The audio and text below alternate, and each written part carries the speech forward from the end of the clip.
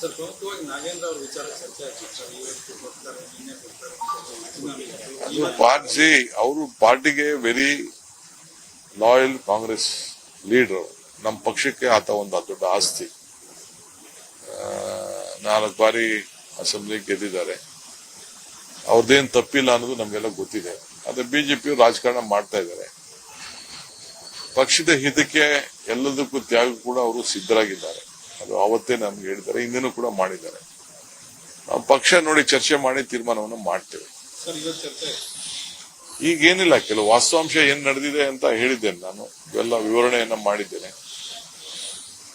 ಅವರೆಲ್ಲ ಮತ್ತಿನ್ನ ನಾನು ಕೆಲವರ ಹತ್ರ ಎಲ್ಲ ಮಾತಾಡ್ತೀವಿ ನಾನು.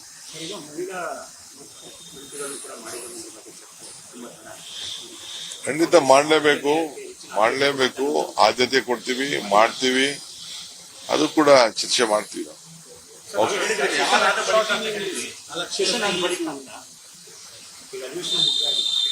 ಆಯ್ತು, ಈಗಿನ್ನ ಸ್ವಲ್ಪ ಉಸಿರಾಡಕ್ಕೂ ಟೈಮ್ ಬೇಕಲ್ಲ. ಹಿಂಗಿಂದ ಹಿಂಗ್ ಬರೋಕಂಟ ನತ್ತಿ ಹೋಗ್ಬೇಕಲ್ಲಪ್ಪ ಉಸಿರು.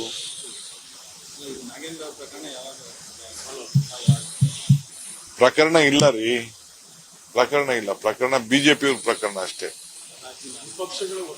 N issue without an issue. It is an issue without an issue.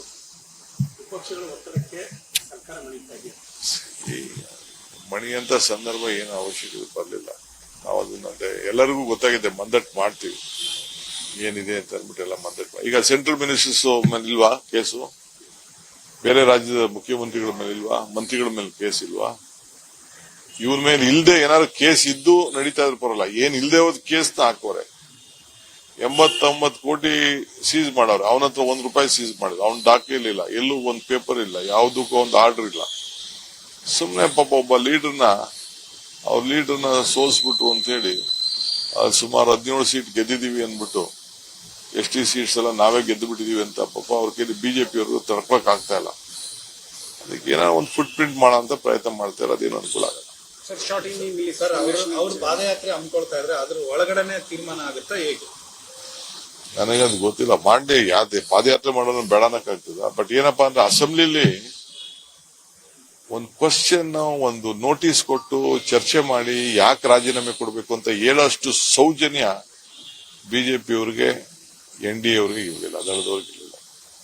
ಸುಮ್ನೆ ನಿಂತ್ಕೊಳ್ತಾರೆ. ಆಮೇಲೆ ಕೊನೆ ದಿನ ಬಾವಿಗೆ ಹೋದ್ರು.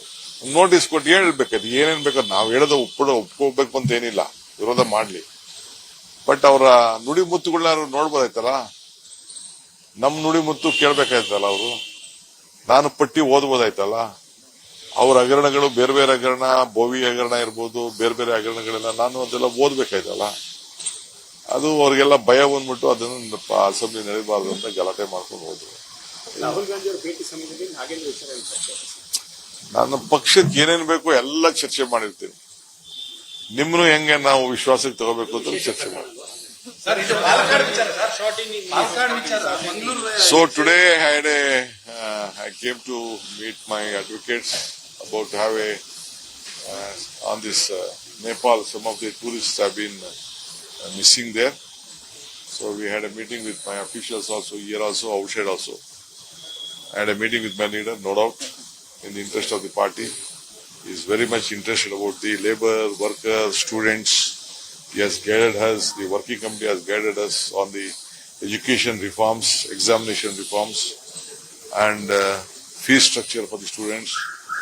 So I formed a committee on the cabinets committee headed by Mr. Kadar, which will be along with Mr. Priyank Kharge, our medical education minister, major education minister, primary education minister. We all have formed a committee. And they will go to that. They will also appoint very experts, meet all sections of the society, all the students and the stakeholders, and they will formulate some suggestions to that. So we are on the job on that. And Rahulji is very much interested on this gig worker bill which we have been done, and a labor conference has to be conducted. I think he is coming there.